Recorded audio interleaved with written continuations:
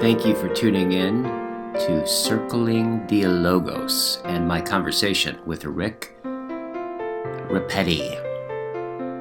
So this is my second conversation with Rick, and to say I just really enjoyed our first and I enjoyed our second.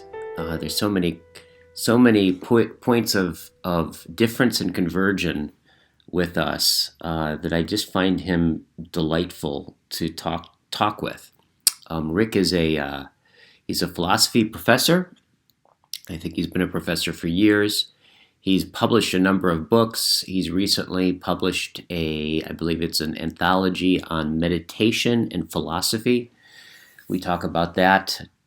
We talk about some of his experiences in meditation, in philosophical counseling, and all kinds of other things. So I hope you really enjoyed this conversation.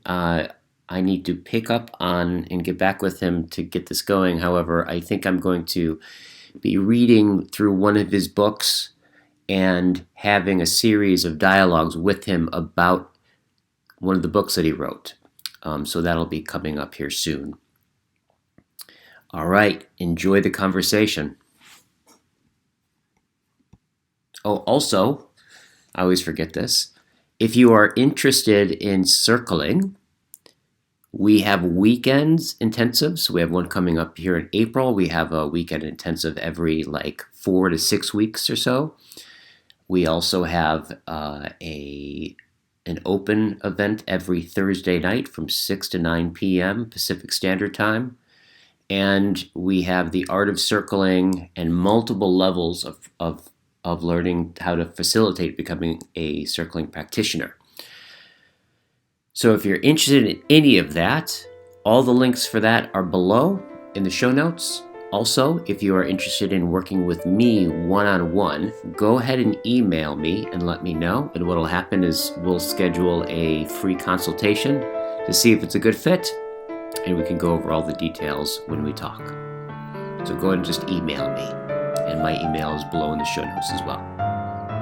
All right, enjoy the conversation.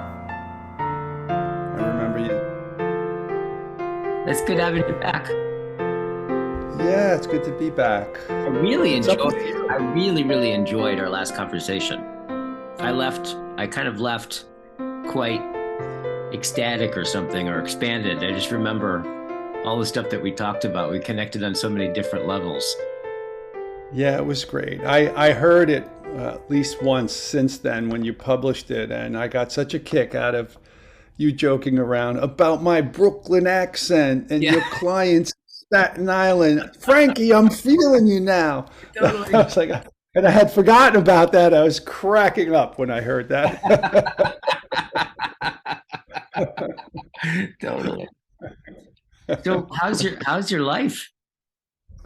It's been really busy. I don't remember what month it was when we spoke last. But my book that has John Vervaeke in it came out in May. Routledge Handbook on the Philosophy of Meditation, edited by yours truly. And by the way, that's my wife's artwork, which is like one of those Zen circles, but with a modern flair, shiny. Oh, that's great. That's good. Yeah, this is her artwork behind me. She's an artist. Oh, awesome. Oh, she's a mystical being, isn't she? Yes, she is. Yeah, that's really cool. Maybe more than me, yeah. This one she calls Angel of Death. And I don't know if you could see this. This is a face. Yeah, I can see that. Two faces. Mother and daughter, yeah. Right. And these are actually metal coming off the canvas. Oh, interesting. The outlines, yeah. It's interesting how it's got this the background and the foreground are kind of intermixed or something going through.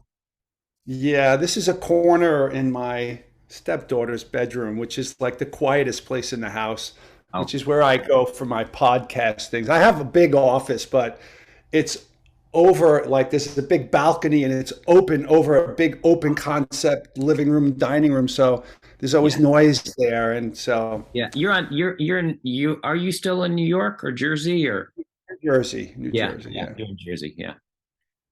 Sweet. But there's been a lot going on. So the book came out Let's see, I just got back from Montreal this weekend. It was an American Philosophical Association conference, their annual conference. They rotate where they're having it. Um, there was a panel on my book with four of the other contributors. I invited John. He said yes, but then his travel plans changed. What with after Socrates and everything, I guess the timing just wasn't all that good. Right. But we had a great turnout. We filled the room, and like the president of the American Philosophical Association, David Chalmers, you might have heard Oh John yeah, mention him, the yeah, guy who coined the hard problem and all yeah. sorts of other things. He was the president of the APA. He came to our talk. So yeah, it was really, we got a lot of Oh, attention. right on. Oh, right on. Yeah, so a lot of good And things. was this connect? This was connected to your book. Was it Yeah, connected? the panel was about my book, Oh, and four contributors plus myself yeah. were on the panel. So, and we Okay. got a big turnout, and it was really good. We were the last presentation of the conference, and a number of people said that it was like the gravy on it, like it was the best thing that they attended or something like that. So it was Yeah, really good feedback. I'm working on a monograph, that was an edited collection with everybody, 26 yeah. chapters in it by other people. But this will be my own book on the same subject, which is something I've been wanting to write for the longest time. Okay, so you're now But writing a book.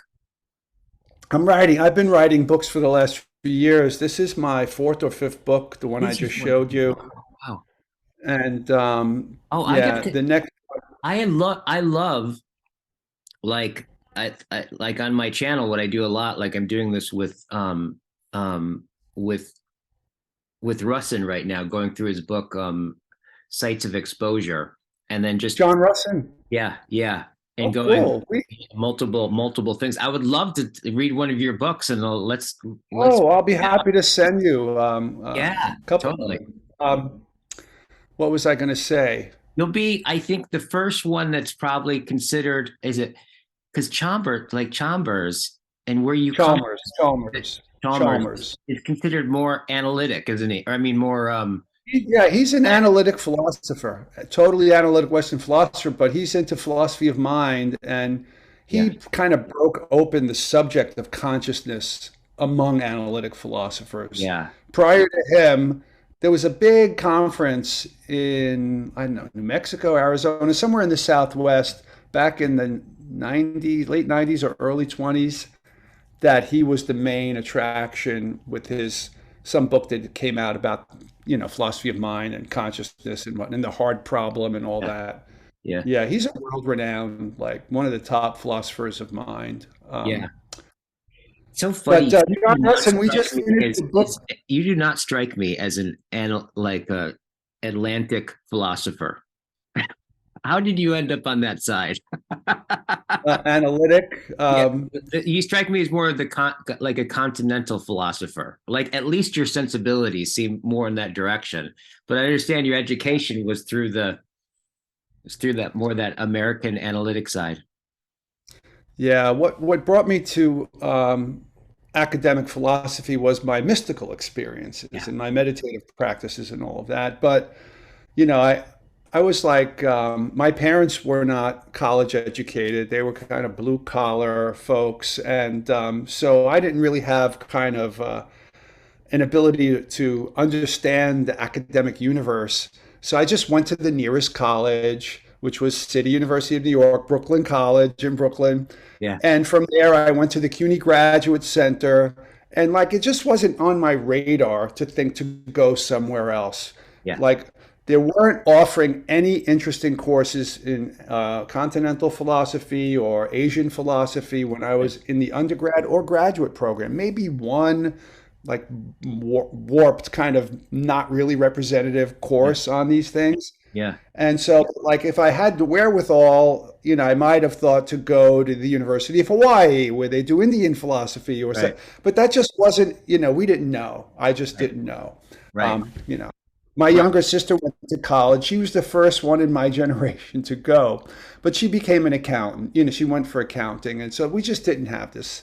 It wasn't on our radar. So I wound up getting inducted into the philosophy that was being taught, which was Yeah, analytic philosophy. yeah. I It's bet. good that I learned all those tools. Yeah, So totally. it's a great toolkit, but it's not the only toolkit. Yeah, yeah, You know, John's whole thing now. right. Socrates, I'm up to episode 3. I just started it today. Oh, yes, it's yeah. What do you think so far? I'm loving it. Yeah, it's Is it great. cool? Yeah, because you know what? He's so slower now. Yeah, Like that other thing, what was it called? The Meaning Crisis one. He's just so animated in that. And there's yeah, so much information coming out so quickly. And it's a lot of high level jargon and science and all of that. So this is clearly more geared to people really absorbing this and being able to kind of enact, based on what they learn. So I like the way that he's altered the modality of the whole thing. totally. I He think doesn't what use part any what words without really going into yeah, them. What is dialectic? What does dialectic mean? And it's an yeah, hour. So instead of rattling off a few things really quick and people have to pause it and go look things up and still don't understand. yeah. I just got off literally like I ended my conversation with John and got it on with you. Oh, I literally was just talking with him about that whole thing, and I think that difference that you can tell between the two series of the way he's being in it, right, is as much a function of his own transformation, right? Yeah. Yeah, I think so. Yeah, I mean, I've watched him. We've been hanging out for like 3 years. And in that 3 years, I've just watched him fully, as he put, John is he's he so practicizes his language, right? Like a participant, as he calls it, participatory observation, right? Him going into these deep experiences and having all these conversations and like all of that, right? In some sense, I think really comes through, right, in his presentation, right? Everything, every part of that is this kind of sense of a listening that he has been transformed by, right, in the last 3 years. And I think it's a real testimony to his spirit, right? Yeah. Yeah, I mean, I can't speak for him or read his mind, but I just like you're making a kind of third personal observations about what you think might be going on there. In the Meaning Crisis series, I think he was also very animated by the desire to teach people and make the arguments that support the need for what he's actually delivering in after Socrates thing, Yeah. right? Yeah. And then it was so well received that Yeah. now he wants to really embody and enact it while he's doing it. He's Totally. noticed over time that he's frequently exemplifying. Oh, look, we happen to be exemplifying what we're talking about, right? But this is so much more intentional and Yep. meditative itself that, Yep. I think the success of that awakening from the Meaning Crisis thing might have given him the confidence to say, okay, I can start really actually enacting this stuff. Yeah. Instead of being the professor trying to convince people that it's plausible, where there was a lot of that going on in the first 50 hours there, right? Arguments for plausibility and all this. This is different. Now he's delivering wisdom and Right. practices that'll get people into wisdom. Right. So that's a totally different mode. Yeah. And He's yeah, I think he's enacting. grown into it himself by maybe, just like I said, the success of the first project maybe gave him the license psychologically himself to go into this other modality, which is hard for academics to do. Right. We're Right. used to being the lecturers. Oh, totally. Yeah. Well, I asked him, like, I asked him to try to get at what the difference was between, from his perspective, from like awakenings to after Socrates. And I just asked him a question. I'm like, okay, so if you think back to awakenings, there was a moment where you weren't lecturing and then you stepped into lecture, right? That first step in awakening. And then now when you think about like that first step into after Socrates, like what was the difference? And what he said is, he said that first step was alone and awakening. Like he was really in just kind of like what you said, like he was in deep. Monological. You're right. It was monological. Yeah, It yeah, was just him talking. yeah, yeah. Yeah. And he was wrestling, right, with all of that, right? And he said with this one, that first step already is populated, right?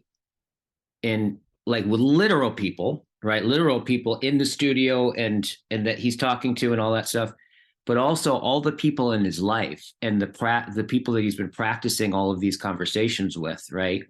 Um, All and those people that voices he's with Repetti internalized. episodes and everything. Yeah. And in all the All the people in his life podcasts that he's been on. internalized. Yeah. So he's like that. Yeah. That first step, when I go to say that word, he's already in a network of a kind of belonging, right? In a certain sense. Yeah. That was really cool. Yeah, yeah, I think you're right. There's totally like him in front of the camera the first time. It's like, when I record lectures for my students when I'm going to teach totally asynchronously, I'm just, Yeah. kind of, it's monological. Yeah. Um, but there's a totally different modality here, even though so far in the first few episodes, we only see him, nobody's answering him, Yeah. but it's as if he is in dialogue. Yeah. He's so present. Yeah. Like he Yeah. has adjusted the speed. Right. He's a lot of thoughtful pauses, Yeah. you know. It was almost like he couldn't catch his own breath in the first one. He was so Right. excited, constantly Totally. talking. Totally. Now it's more of a Tai Chi mode here. Right. Right. You know, Yeah. he's Yeah. in the zone. Absolutely. He's more in the zone himself Yeah. while he's delivering this. Yeah. Yeah. Very fluid. Yeah. Totally. You feel it. Totally. It's palpable. Yeah. Yeah. Absolutely. See, so it, this book that you're writing now, I'm curious, like, what is this? Can you say more about what is it that you're working on right now? Well, the handbook that I just showed you Yeah. The anthology. is on the philosophy of meditation. Yeah. And it's kind of, this is not me tooting my own horn, but it really is a kind of groundbreaking thing Uh-huh. because there's been a philosophy of meditation in Asian philosophy and in even Western theology for thousands of years, Yeah. but not in Western philosophy. But nobody even calls it the philosophy of meditation, even in those other traditions where there is a philosophy of meditation. There's really rich philosophical history and traditions of discussing the meaning and value and procedures and everything else. And the Yeah. insights and the consequences of meditative practices have been enshrined in Western theology and Asian philosophy, not called that, but no such thing. Oh, there have been exceptions in the history of Western philosophy, like in Stoicism and Neoplatonism, and here and there, contemplative practices and whatnot, but they kind of disappeared from academic philosophy. And the contemporary Western academic philosophers haven't chimed in hardly at all about the value of meditation. Hmm. But Western culture has. Yeah. Western medicine has, Western psychology has, Western neuroscience has. It's all over the place. Millions of people in the West are practicing regularly. Yeah. It's kind of like the one practice that's the most popular for that group of nuns, None, Yeah. who are spiritual but not religious, et cetera, et cetera. Right? But like it's time for Western philosophers to say, what do they think about it? Yeah. Right? Pro, con, whatever. So Yeah. like I put that book together to create this kind of category in Western philosophy that would be recognized. And because there are philosophers Oh, that so are doing, you're literally like basically you're breaking open a category. yes, I am. I'm trailblazing this category. Yeah, this book is the Boom. first Fuck book yeah. on this subject, Yeah. right? And I think when I invited John to devote a chapter to it, he saw the value of that. And that's why I think he said yes, even though he only had a month. I got to him at the last minute. I had an opening. I was like, I just fell in love with John. I fell upon his stuff by accident. I was like, Hello, John. My name is Rick. This is what I'm doing. Would you please give me a chapter? And he did, like in like a month, right? A month. Most people need a year to write an article for a book, Right. you know. So like the whole point of this is to bring this category as a discipline into academic Western philosophy because this philosopher and that philosopher might have a little chapter or a segment of a chapter or part of an article that's about that without calling it the philosophy of meditation, but they're doing a little bit of philosophy about meditation. Right. So I know enough of them know about it, Yeah. and a lot of them practice it themselves, Yeah. but it's one of those things that they don't want yet to admit in public. 10 years ago, I approached 30 some odd people who I knew were philosophers who happened to practice meditation or said some little thing about it in a footnote or whatever, and invited them all to do this project 10 years ago. And they all said, oh, that sounds very interesting, but I'm a little too busy. Whatever. They all shied away. For this one, I thought, okay, 30 people said no. Let me invite about 50 people. So maybe I'll get a dozen. And I got like almost 30 people who were willing. So it's just about timing.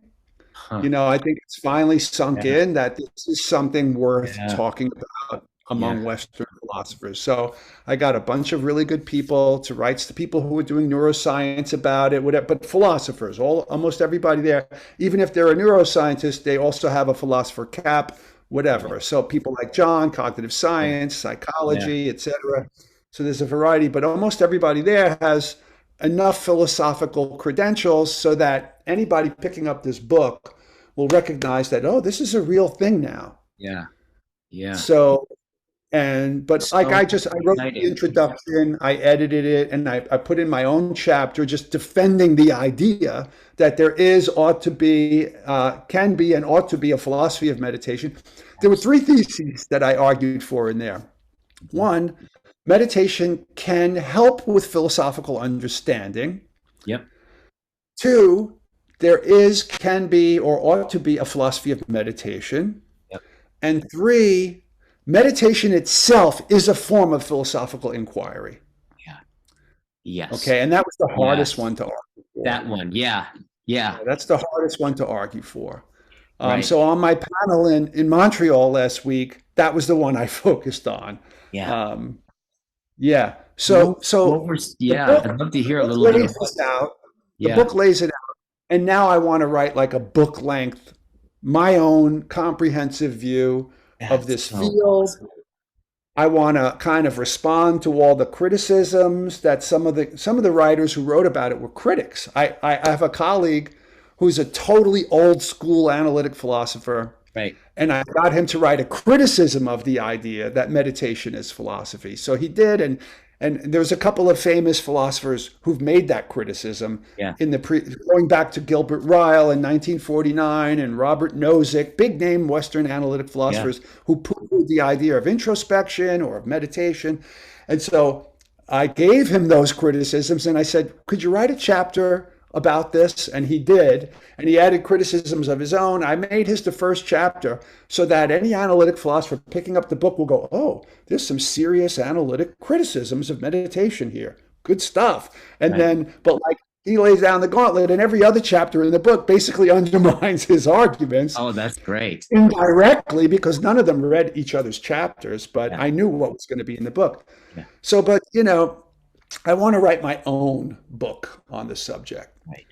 Right. But now I know I've been teaching meditation for thousands of people for decades Right. in the college, outside the college, in the community, whatever. And I have family, friends, and relatives who all know I'm the philosophy and meditation guy, and they know about these books.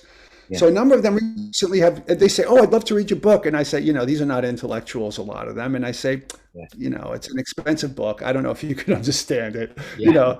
And some of my relatives have bought my books and they go, I couldn't understand any of it. It's written for other Yes. Academic. analytic Yeah. Yeah. philosophers. Yeah, Yeah. yeah.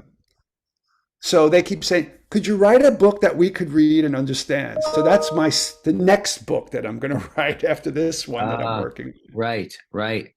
I've got this endless pile of to-do list things and 9 Oh. million other things going on. Yeah. So I'm struck about this because I have to say, my experience reading and thinking and discussing philosophy and my experience meditating feel very, very, very, very similar, and they mutually feed each other.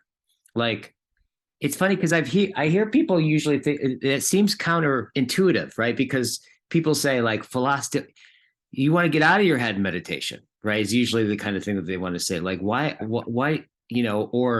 or when I talk about philosophy on my channel or whatever, people go like, don't like how do you do this with a meditation practice? And isn't that the opposite of it? Like, there's usually this kind of divide, but I have found exactly precisely the opposite of that, right? My meditation practice is so enriched, and my very sense of the awareness itself is transformed through philosophy, right? Such that how things, even the meditation itself, occurs and how awareness occurs, these distinctions afford, like, kind of draw forth the world in different ways that wouldn't have been drawn forth otherwise, right?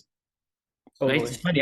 Now that you mentioned, I think about this a lot, right? Is this kind of connection? So I'd love to hear Yeah. you just talk a little bit about what you're going to be, what what you wrote about and what you're going to be writing about with this. Yeah. Well, let me start with what you just said. One of the main things that Western philosophers, and maybe even like some Zen practitioners, you get it from both sides. So the Zen folks, like you said, who are into no mind, Yeah, right? And yeah, stopping mind and all that kind of stuff. They want to go into samadhi, kind of state. What's the opening line in the Yoga Sutras by Patanjali is in Sanskrit, Yoga Chitta Vritti Nirodha, which means yoga, union, is achieved by stopping the waves or fluctuations of the mind stuff. mm, Chitta is the mind stuff. Nirodha is cessation, like nirvana. mm, And vritti is these perturbations or movements. mm, So union with the oneness, is achieved by stopping the mind's wave, yeah, the waves of consciousness. And if you've ever had that kind of deep shamatha or samadhi experience, there's no mental activity going on yeah, there. In terms of changes involving things like thoughts or perceptions, that yeah, doesn't mean there's nothing there, yeah, right? yeah, Uh, yeah, but so from the Zen or from that perspective, philosophy is this kind of manipulation of propositions and inferences.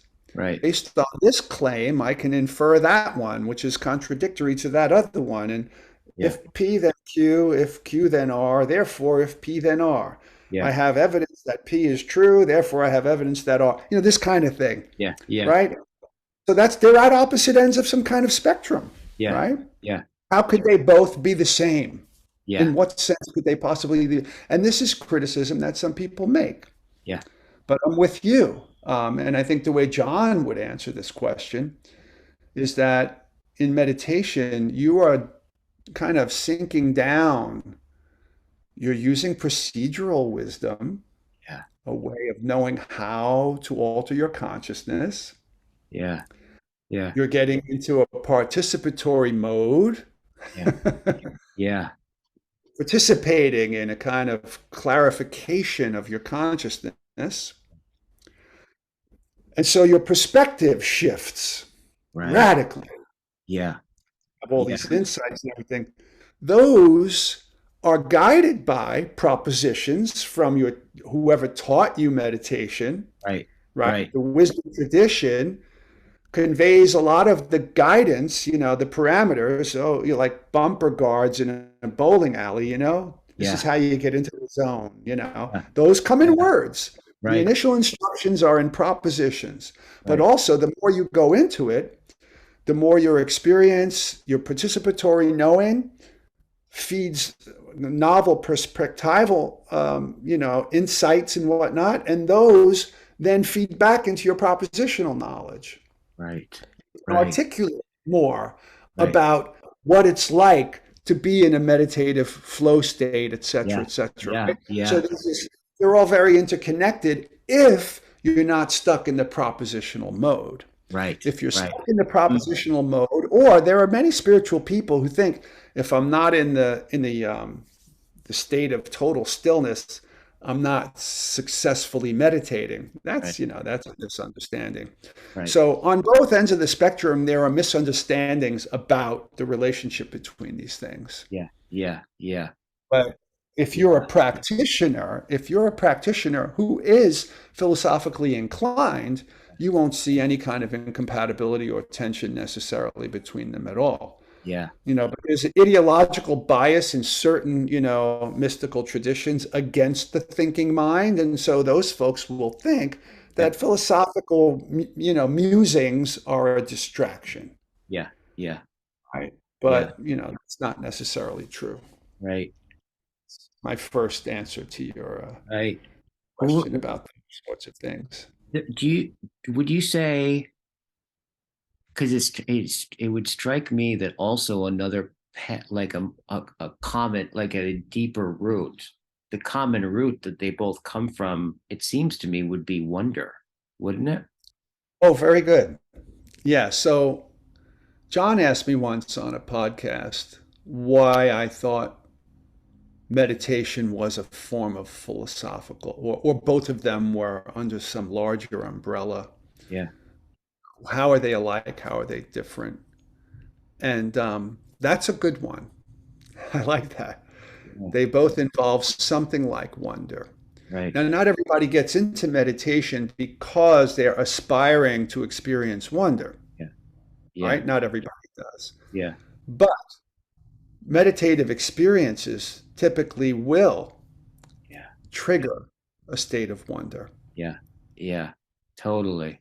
And same thing with philosophy. Not everybody gets into philosophy Yeah. because of wonder, because, well, although, was it Socrates or Plato or Aristotle, one of those guys, probably Plato, said philosophy begins in wonder. It usually does, but not necessarily always. Yeah. Right? Like I remember when I was a little kid in Catholic school and hearing these religious stories. Maybe I was in first grade or second grade, because I remember I didn't have nuns as teachers after the second grade. They were all lay teachers. So I Yeah. had to be in the first or second grade because it was a nun who was my teacher. And we learned that God is everywhere, God knows everything, God's all powerful, God's all loving, etc. And there was this story about the importance of baptism. And this thought experiment was, if two babies both drowned at the beach, one bay apart from each other, and one was fortunate enough that a Christian walked by and that baby wasn't baptized, but they took some water and made the sign of the cross and said, I baptize you in the name of the Father and the Son and the Holy Spirit. Actually, it was Ghost back then, the Holy Ghost. That baby would go to heaven, but the other unfortunate baby would not. It wouldn't go to hell, but it would go to a place called limbo, which was like metaphysically and like evaluatively neutral. They would never get to meet God. And I Right. remember thinking, that's unfair. And God knew that that would happen. But babies are born equally innocent. So what explains that? Yeah. Right? That's a Yeah. philosophical mind. But it Oh, wasn't so, wonder. It yeah. wasn't wonder. That was more Yeah. like curiosity sparked by something that doesn't make sense. Yeah. Yeah. Yeah. Yes. Right? Yeah. Totally. Right. Dissidence. Right. So, right. But wonder is a major attractor for Yeah. both philosophical and contemplative and meditative paths.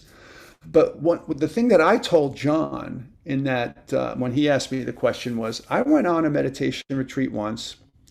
It was a Vipassana retreat at the Insight Meditation Society in Barre, Massachusetts. These are people in the Theravada, Burmese tradition from the founder who brought it over here or who taught the Westerners was that fellow. What was his name? S.N. Goenka. Oh, A lot yeah. of those mindfulness people went and studied with him. He was giving those 10-day He retreats was back in the he 70s. was my first his retreat was my first meditation experience. Oh, so there you go.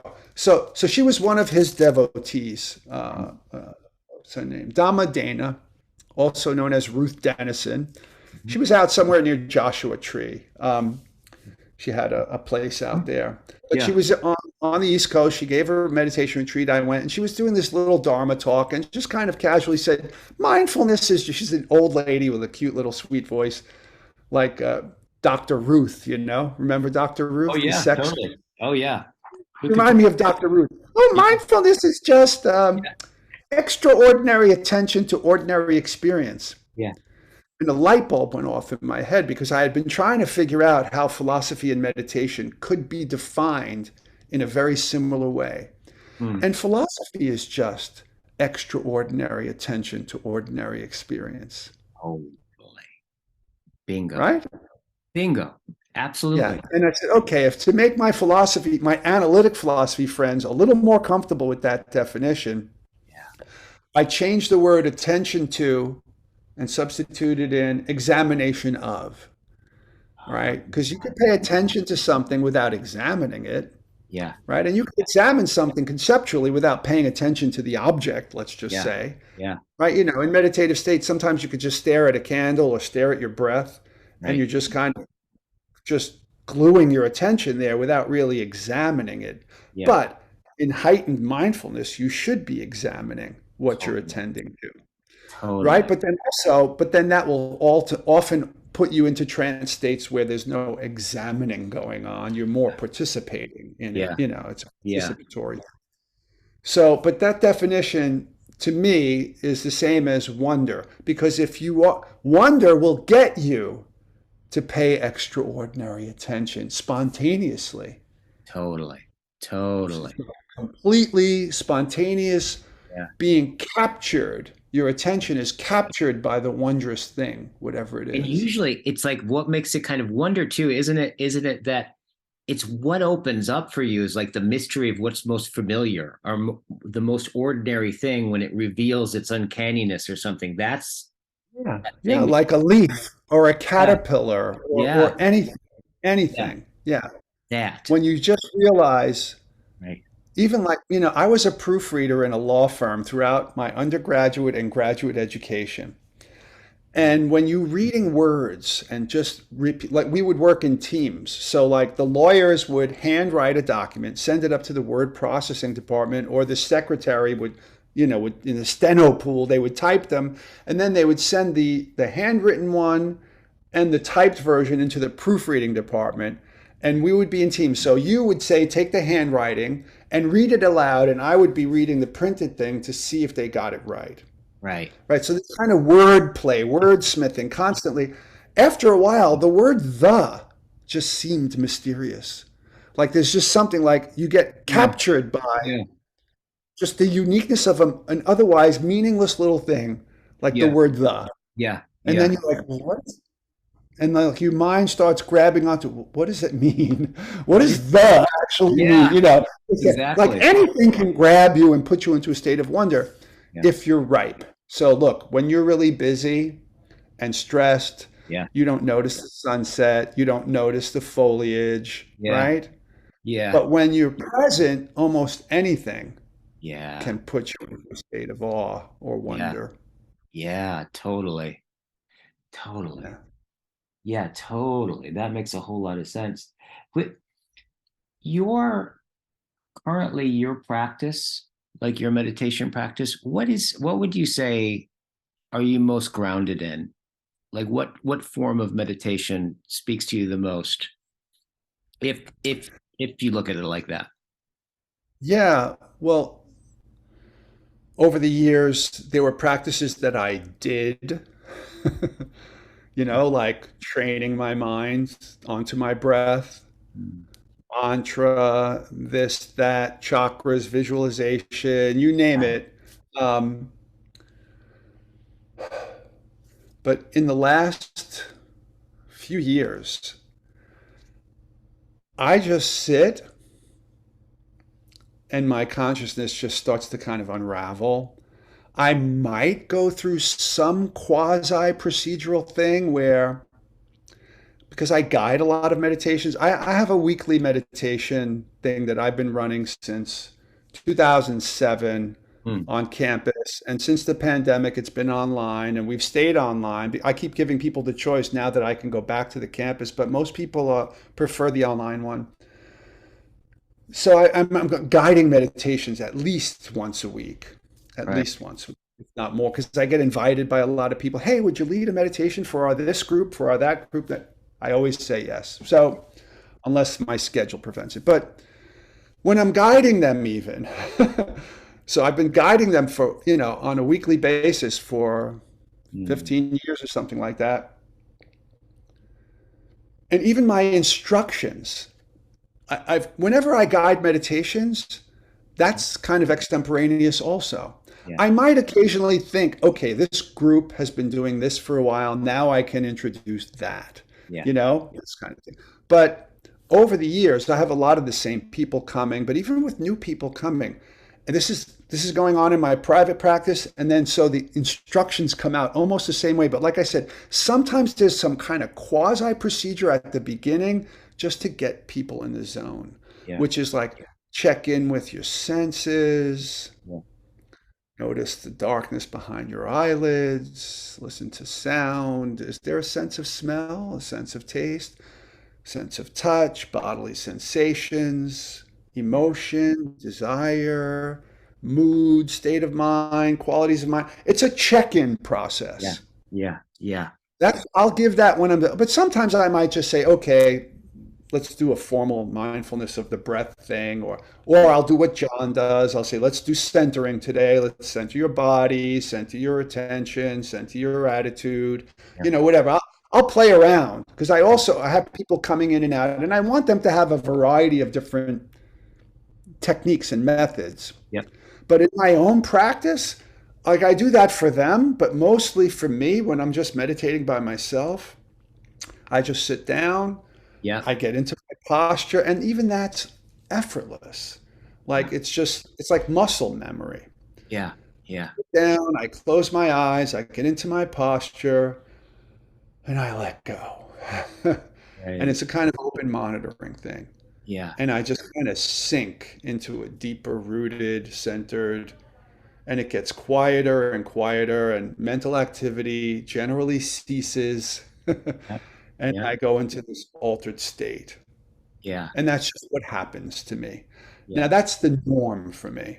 Yeah. But periodically, I'll play around with other things. Right. I'll, Right. I'll Totally. adjust. It's like a panel of instrumentation. I'll adjust this knob or that knob and experiment with this or with that, Yeah. with imaginative things or whatever. But the thing that's most resonant is it's kind of like the accumulation of, I've been meditating for, this year it will be 50 years. Right. So it's just like the accumulation of practice. I Yeah. just kind of go into the It's zone. And for me, it's open. like, yeah, it's opening, deepening, letting go, quieting. It's a kind of, Yeah. you know. Yeah. And the years of practice that preceded that were more just mindfulness based practices. Mm. Yeah. Yeah. And We're then just earlier noticing. than that, Yeah. my earliest things were yogic things, Right. like Right. one-pointedness, candle gazing, all sorts Yeah. of things like chakra Yeah. visualizations and all Yeah. that kind of stuff. Yeah. Um, what about you? Oh, well, actually, what you just described is I would say probably pretty accurate. Like, because I've done all kinds of different meditations and stuff like that. But there's who actually had a big impact on me. Well, two people actually for kind of the same reason, but one more directly on meditation because he spoke of it. Right? Are you familiar with Tarthang Tulku? Yes. Yeah, the guy he started the Nigma um Nigma Publishing, I think it's called, or and he has a body of work. He's from Tibet, came over to America, I don't know, in his late 20s or something like that, enlightened Tulku, right? So he's a lama, like Yeah. that crazy wisdom kind of light, right? Um and in the middle of all the stuff he was building and publishing houses and institutions and recreating I think he's rebuilding a Tibetan city up north called Odeon, right?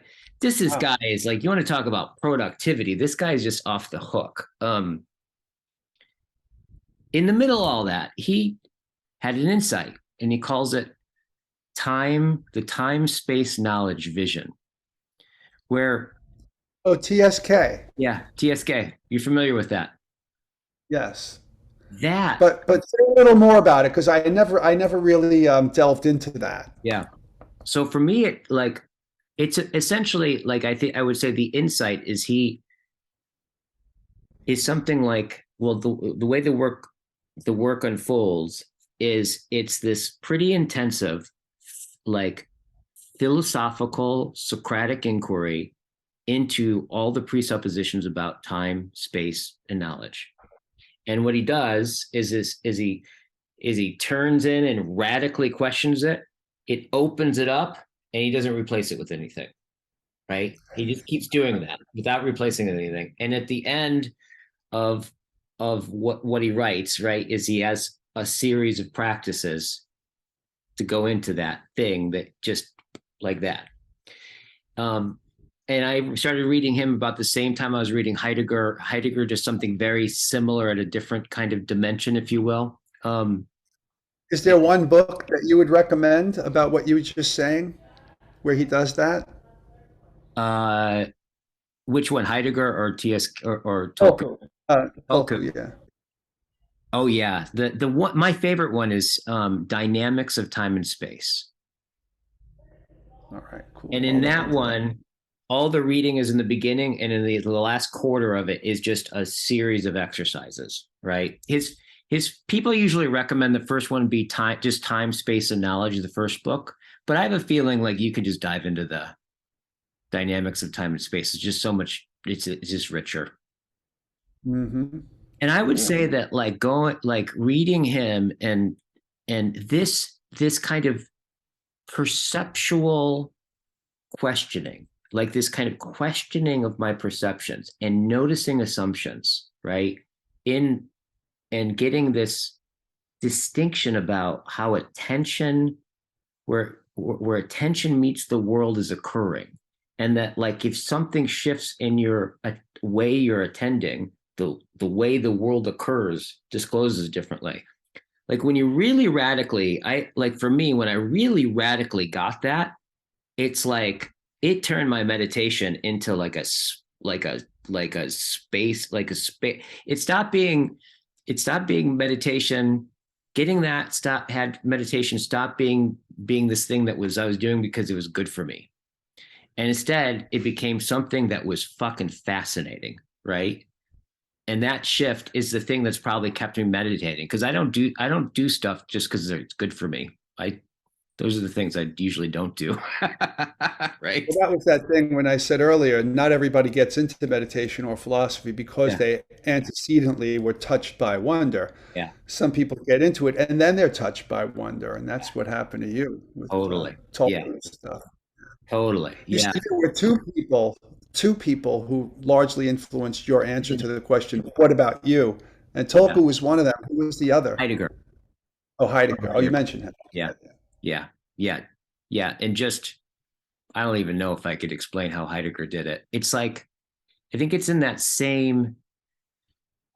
I was just talking with John about this. There is a way, especially in Heidegger's later works, and on my channel right now. I'm doing a series where I'm just reading and riffing off of one of Heidegger's books, and it's just reminding me again of like the ride Heidegger was for me, where especially in this particular text, he is really confronting the shit out of the reader, right? He's really addressing the person reading the text, right?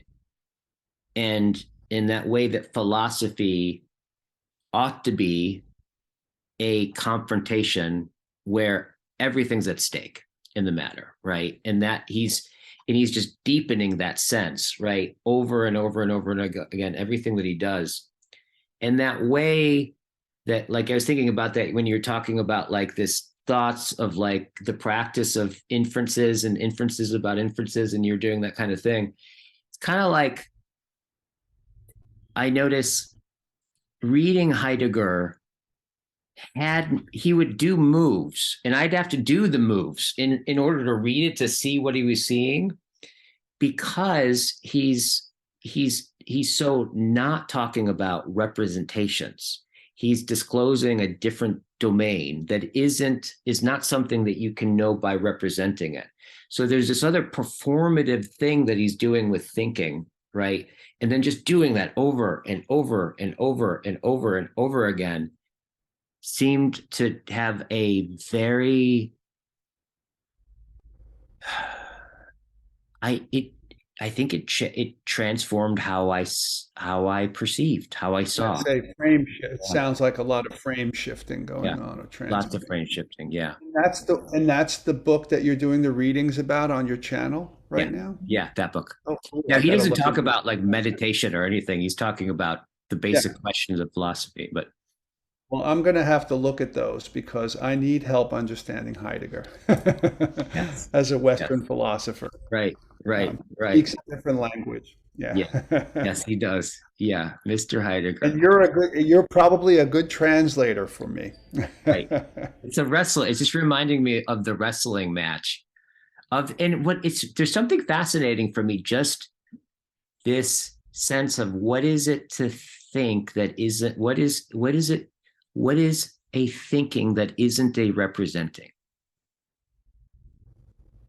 Like just that, there's something so compelling about this, where thinking, and I would even say perceiving, seeing, right? The movement of intelligibility, right? The movement of our the windows of intelligibility, our instrument of our senses, like all of that, right? It's like, I think Heidegger would say something like the West in Western metaphysics has unfolded such that all we can see about the world is a representation that's a resource that we can optimize for our own consumption, right? Having mode. Yeah. And it's at a level that we can't even see it. It's so what we see, right? And so that just that sense of trying to see what you're seeing with, I think that really just that move translated in my meditation practice, right? And with circling, because we talked about this last time, like you do philosophical counseling, right? Yeah, and by the way, I'm glad you mentioned circling and philosophical counseling in the same 5 seconds, because I went to go register for the next circling event on the first weekend in February, and then I saw on my calendar, oh no, I'm presenting a training at the American Philosophical Oh, Practitioners bummer. Association that weekend, so I can't go because Oh, I'm the bummer. teacher. I'm one of the teachers in the training program that we have for We'll the just have next them all wave come. of counselors. Have them all Yeah, come, right? that won't work. When I'm the president of the APPA, maybe I can pull Yeah. that off. I am a vice president of the APPA. Right But on. Yeah. yeah, but yeah, I really wanted to do another circling thing with you guys. Yeah. So what's the next one going to be after February? Did you have a date yet or no? I think it's in the website. Yeah, I can send you the link with Okay. that one. Yeah. Yeah. Yeah. There's the one in February, and then there'll be one, 4 or 5 weeks after that or something like that.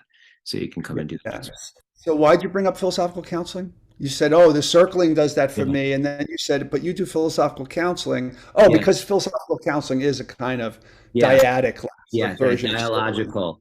That Yeah. dialogical sense too. Cause that's the other thing that I think in terms of is where, because I've been trying to describe this because it's been really difficult to describe these things that have affected me. Because I get asked this question a lot with training people with circling, and implicit in training them to lead circles.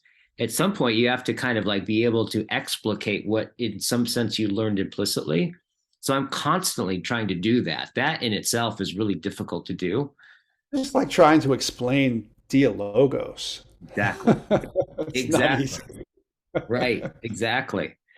But that, but the attempt to is very much like that sense of trying to look behind your eye and like kind of catch these glimmerings and pull them out, and then you can make it teachable to someone else. But I think that sense of being able to get someone else's world, like philosophy and these kinds of inquiries, um, it's interesting because you could say I would say circling as the practice. Now, what you experienced in Dialogos were exercises that took aspects of circling and just concentrated on just like a practice of just diving into that, developing that muscle.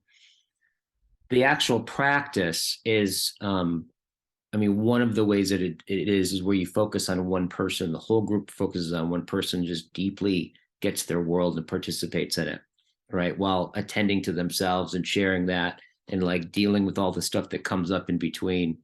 Um, but that process of listening to another, like, is almost exactly the same machinery, the same presuppositions that it is in that philosophical midwifery that we do in dialectic and dialogos with the virtue or an idea. It's like the getting a person. This is what's really interesting to me. Is getting a person or getting to know a person and understanding a person is very similar, right, to getting to know, I don't know, some deep part of reality or something like that. It's the same movement somehow. It's the same. Very similar mechanisms are Yeah. in play.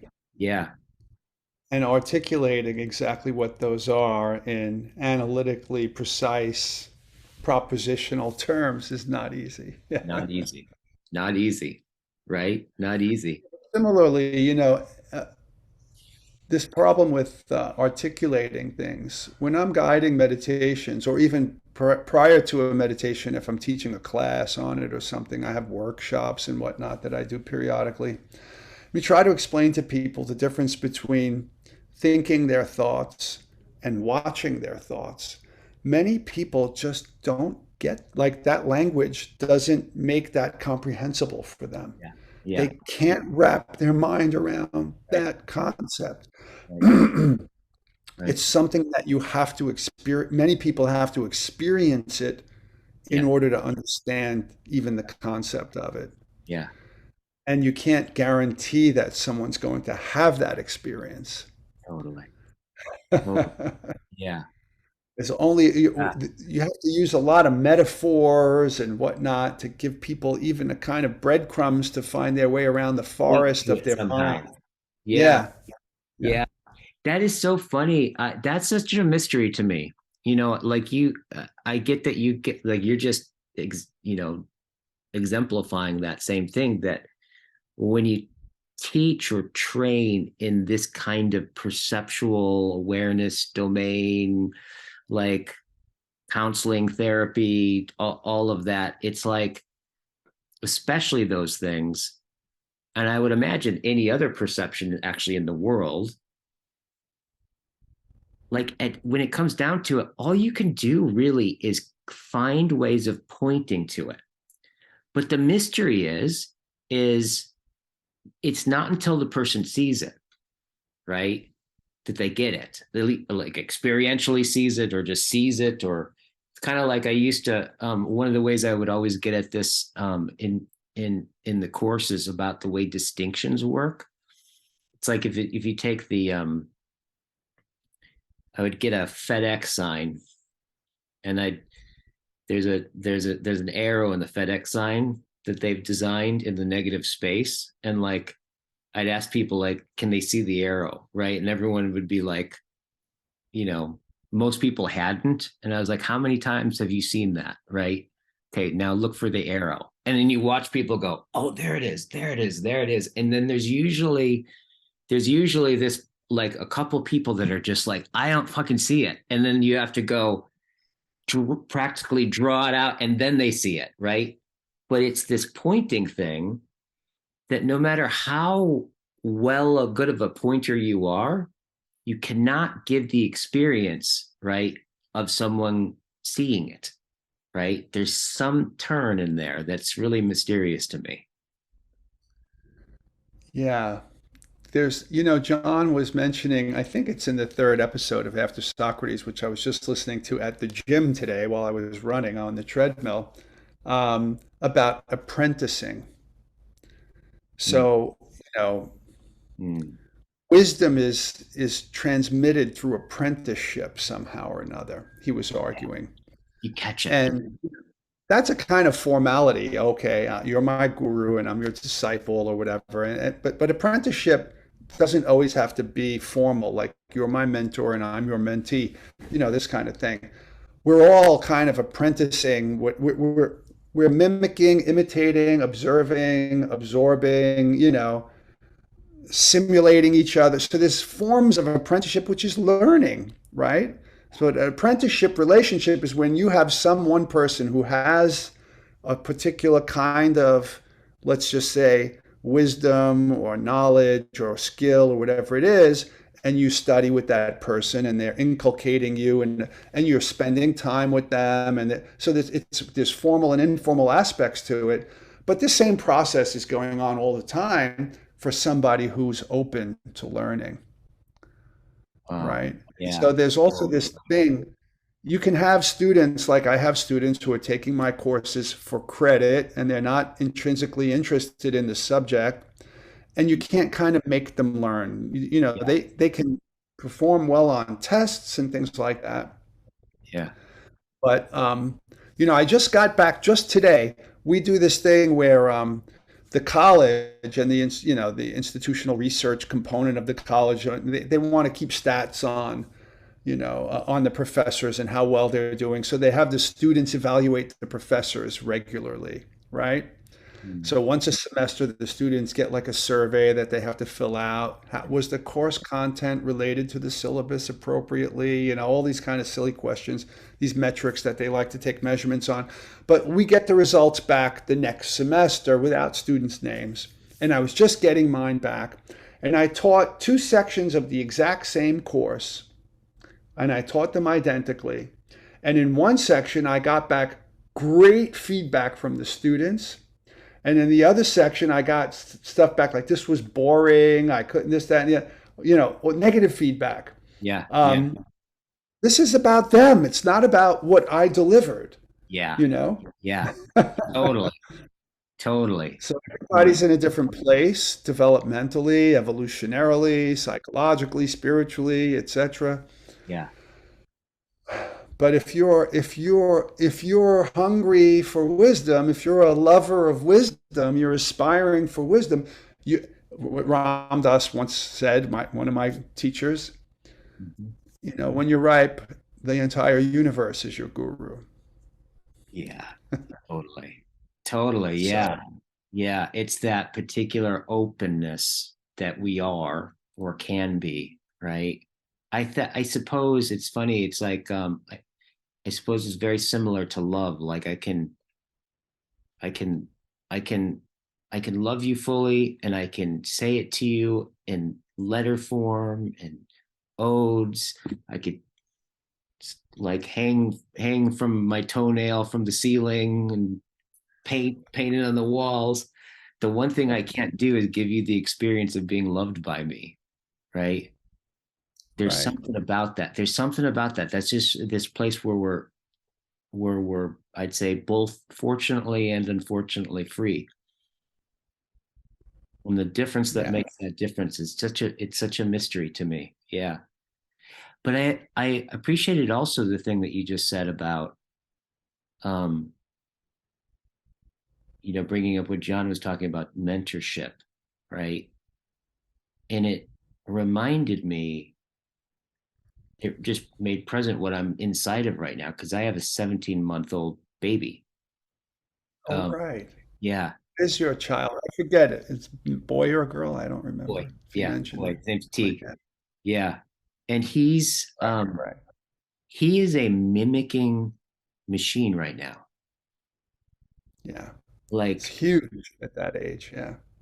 totally. And I would imagine that some of the deepest learning that we do, right? Because there's a sense of like when I think of being the difference between being someone's teacher and being an apprentice has to do with this you be with, like as an apprentice, you spend time, right?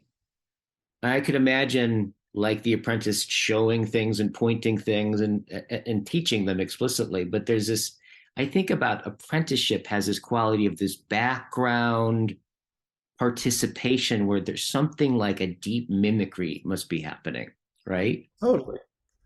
Totally. Just think of like a kind of like a boiler mechanic or a carpenter or whatever who has an assistant. Hand me the wrench, hand me this, hand me that. Yeah, Yeah, you see this thing over here? This is what you have to do with this totally. when it's like that. And then your what is that? What is that? I forget what it's called, but shared attention and shared intention. Yeah, yeah, yeah, That's the proper terminology. I forget. There might be a more yeah, technical term in psychology, but the apprentice and the this craftsman or whoever the skilled person is, they are sharing attention and intention. And then what you said about your son, when you're making eye contact with your son and you look this way, he'll look that way. yeah, That's that primate mimicry thing, gaze following. Also, it's built into us yeah, as evolved primates. I yeah, think that's one of the first things that jumpstarts a lot of these processes in us is totally. just being with and seeing.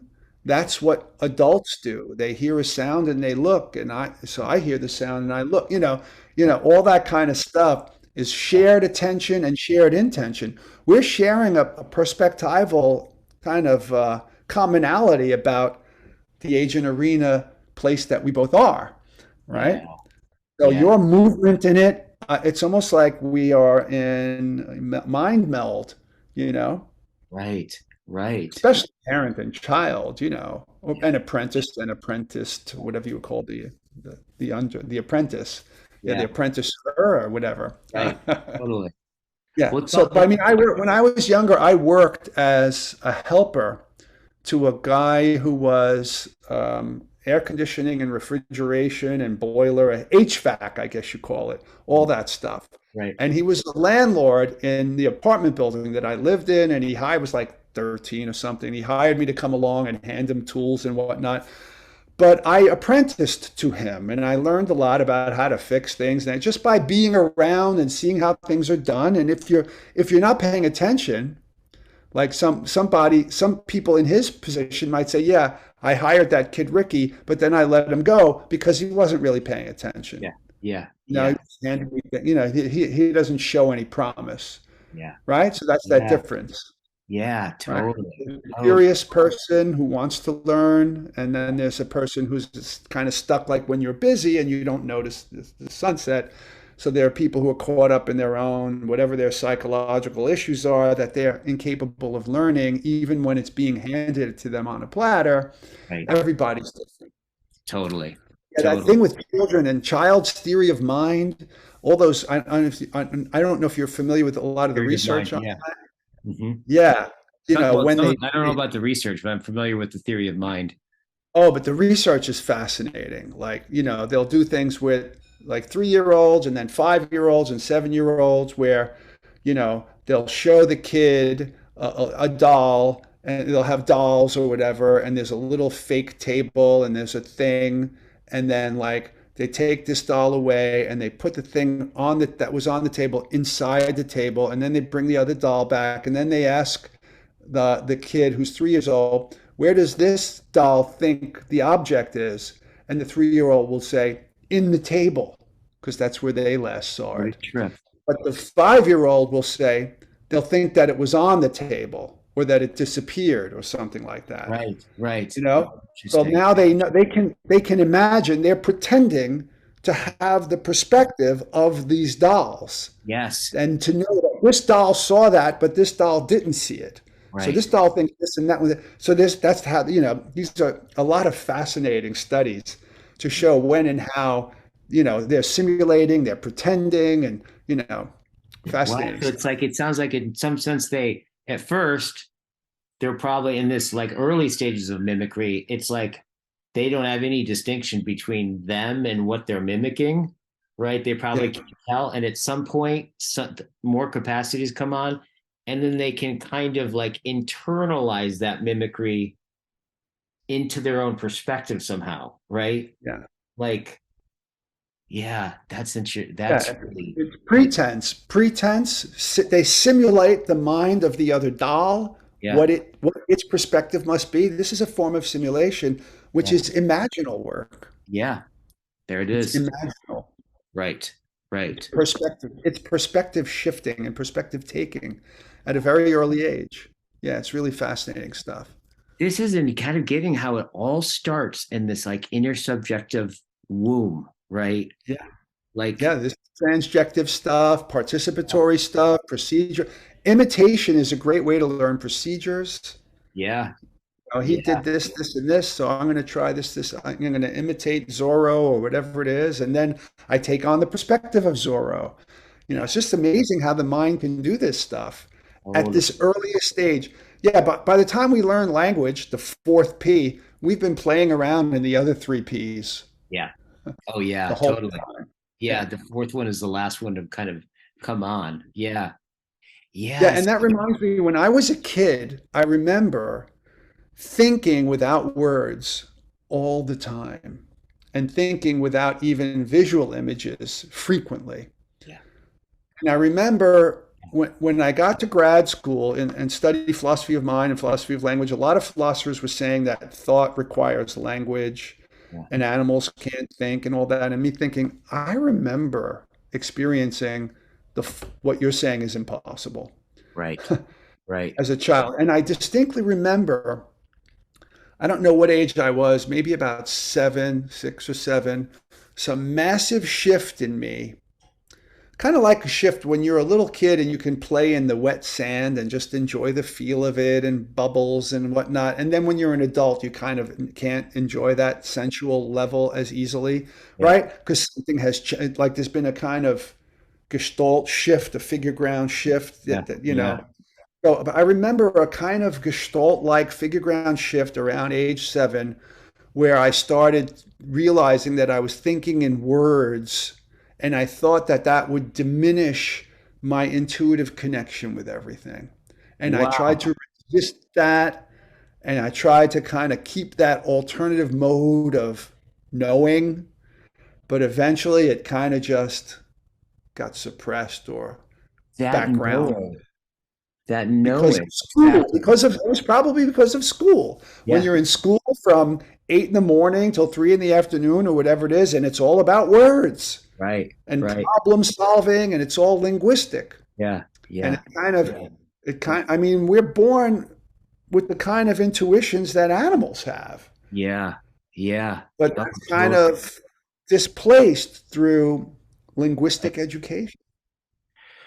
That's interesting. I wonder if that's kind of some of the thinking and like the alternative educational things Yeah, where like they more, Montessori approach yeah, is where they'll multimodal. learn how to read when the child gets interested in it, right? Versus and they'll go from some children like get interested in it like really early and other ones don't get interested until they're teenagers. And once they're interested in whatever level they learn it like this. That makes a lot of sense to me in a big way. Yeah, you're right. I think you're right. I did not enjoy reading when I was forced to read things that I wasn't interested in grammar school and in junior high school. But I remember when I was 13, we moved from Queens to Brooklyn, and I had no friends, and it was the summertime. Yeah. And I had a hard time going around trying to make friends with kids who were already in cliques and whatnot, and I was the new guy and everything. So like my parents saw that I was bored, and my mom, I think, or my father, I forget, one of them said,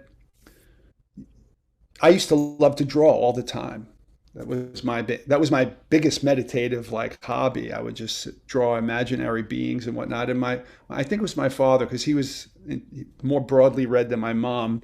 Um, said, "Why don't you read this book now that you've got all this free time? Instead of just sitting there watching television or whatever it was that I was doing to kill my time with."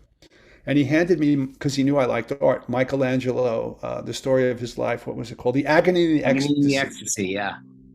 Big fat book the size of a Bible. And I was like, I can't read this. He said, just start reading it. Yeah. If you don't like it, just put it down. I started reading it and I got gripped by it. That Yeah. was it. After that, I Yeah. was going out looking for books constantly and Yeah. just autodidactically became very well read as a youngster. Wow. Uh, Something about the when you something this sounds something similar to an experience I had when I was a kid, right around 6, 5, 7, somewhere in there. And also this same kind of knowing, but I think for me it was a little bit more like there was this whole period of time where I'd play a game with myself where I could perceive things like I saw them, and then I can perceive things like I knew my parents could see them. And it was this difference between how I saw them was everything was a who.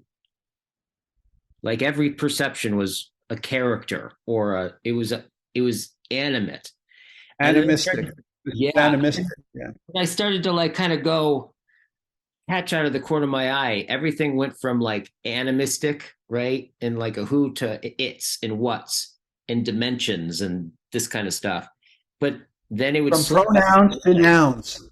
Yes. From pronouns to nouns. Yeah, exactly. Like that. And I remember I would like play games with myself and see if I could make myself do one, right? Before I slipped off and fell back into mine, right? And back and forth. And it's funny, I had the same kind of knowingness going like, at some point, I'm going to not be able to do that voluntarily anymore. Like, Yeah. it wasn't even tragic exactly. It was just a knowing that that was going to be there. That Yeah. made me think about that. That's interesting. Yeah. The You had development. some kind of self-knowledge, even though it wasn't Yeah, necessarily verbal. You yeah, sensed your own transformation happening yeah, because of the normalization of conventional knowledge. yeah, yeah. You were internalizing the societal perspective. Totally. Oh, Yeah. Uh, You know, uh, uh, I'm into free will. So there's a study about children's views of free will, and children who are like 3 and 4 years old, when asked what they think free will is, say that it's being able to do what I want. And when they're about 7, they say it's being able to not do what I want. oh, interesting.